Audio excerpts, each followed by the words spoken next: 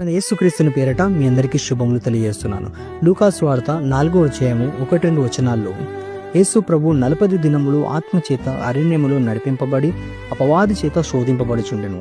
ఆ దినములలో ఆయన ఏమీయో తినలేదు. చూడండి, యేసు ప్రభు బాప్తిజం తీసుకున్న తర్వాత 40 దినాలు ఉపవాసం ఉన్నాడు. కొంతమంది 45 రోజులు ఉపవాసం ఉంటారు, మరికొంతమంది 40 రోజులు ఉపవాసం ఉంటారు. కానీ నిజమైన ఉపవాసం అంటే ఏమిటి? దేవునితో ఏకాంతముగా సహవాసము చేయటమే నిజమైన ఉపవాసము. అంటే మన సమయాన్ని వృధా చేసుకోకుండా ఏకాంతముగా దేవుని యొక్క ప్రార్థనలో, దేవుని యొక్క వాక్యంలో సహవాసం చేయడమే నిజమైన ఉపవాసము.